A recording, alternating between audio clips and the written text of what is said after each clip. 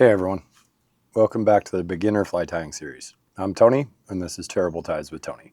Today, we're tying the Zebra Midge, our first real fly pattern from start to finish. This is a fantastic beginner fly.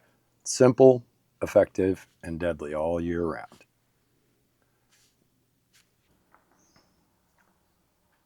We'll use everything we've learned so far, getting your bead on the hook, getting your hook in the vise, starting with a jam knot, laying down a thread base, and finishing your fly with a whip finish and UV resin.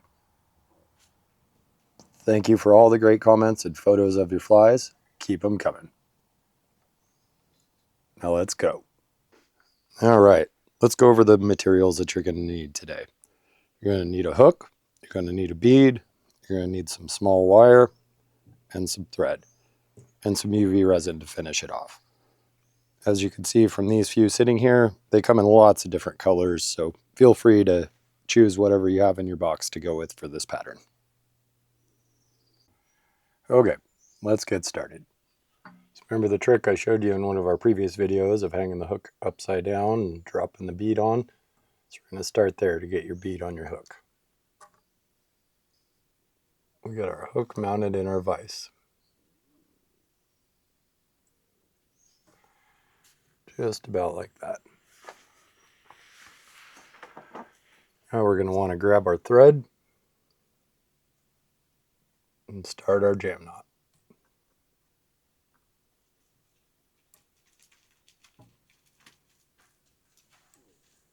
Wrap it back just over this end here.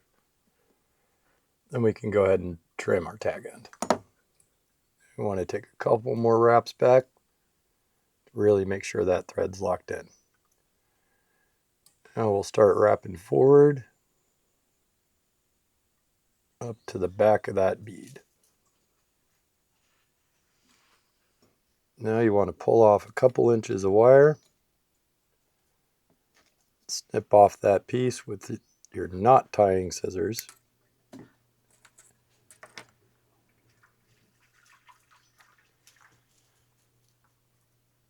Then we want to catch this just behind the bead here.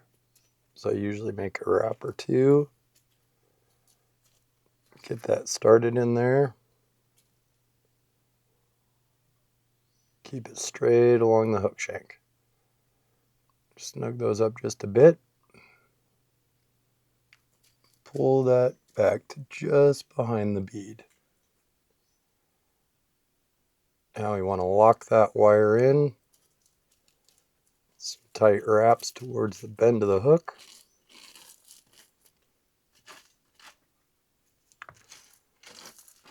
Try to keep this on the side a little bit.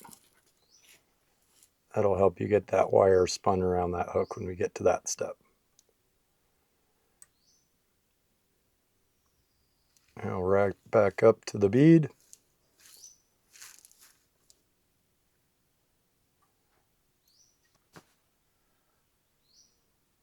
So I let my thread hang there for a second to let it unspin itself.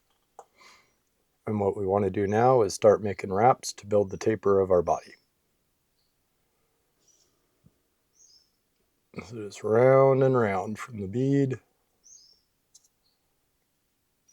all the way back again to where our bend in the hook is and to where our wire is tied in. You may like a thinner or thicker profile, that's completely up to you. I'll do this one fairly thick so that you can see the taper to the body as I complete it. So keeping it thin back by the bend of the hook, building it up towards the bead.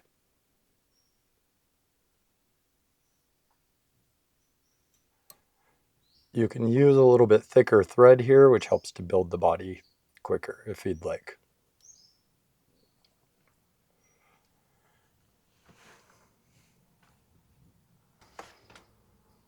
While I get this built up, I can also mention that sometimes if you really want these guys to sink, you can lay a little bit of weighted wire underneath your thread here as well, and that'll give it some more body so that you don't use as much thread, and also give you some good weight to get this guy to sink.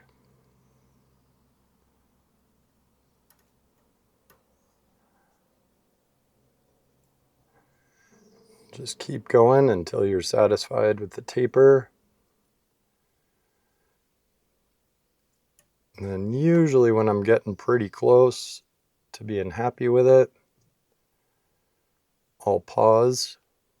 You can either start there, or if it's gotten a little bit lumpy as you go, do one more wrap back to the end, and then do some nice, tight, clean, overlapping or close to overlapping wraps all the way forward to give you a nice spiral.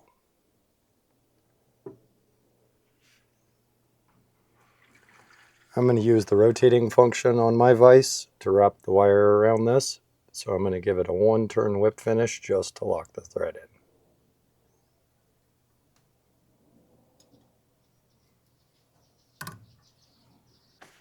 Now with my thread locked in and my bobbin on the bobbin hanger, I can grab this wire and start rotating it forward. It's up to you here how tight or how loose you want your wraps. The biggest key is just doing what you can to try to keep them even. Keep the spacing between wraps as close to the same as you can.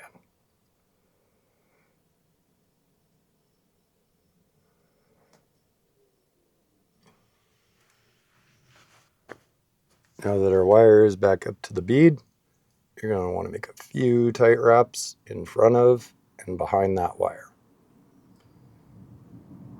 Snug that down. Now you can either snip this wire off with your non-tying scissors so that you don't damage your thread scissors, or if your thread's nice and tight, you can wiggle this around until it breaks off.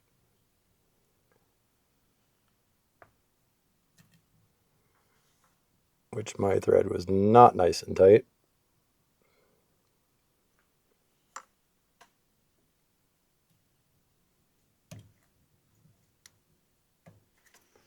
You'll see it breaks off like that.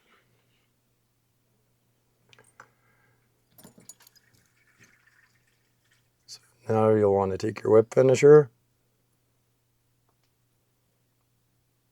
and give this 4 or 5 wraps around to lock that in. Came in here, snipped my thread off. Now it's ready for a UV resin finish. Just put a tiny little dab on the top of that head. That'll use your UV light to let that cure for 10 or 15 seconds. And that thread will be locked in there nice and tight. Another quick tip, when you apply your UV resin or head cement, whatever you're using, you may end up with a tiny bit that drips down onto the eye of the hook here. So you can use a needle or even a leftover piece of wire or something else to clean that out. And your nippers will generally have a little pokey part on them for clearing hook eyes as well. And there you have it. Now you can try these with a few different colors and different variations in sizes and anything you'd like. Pretty simple pattern to get going with.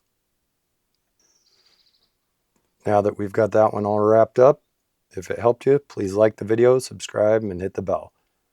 Next time, we'll tackle another beginner-friendly pattern. Thank you for tying along with me. You're doing awesome.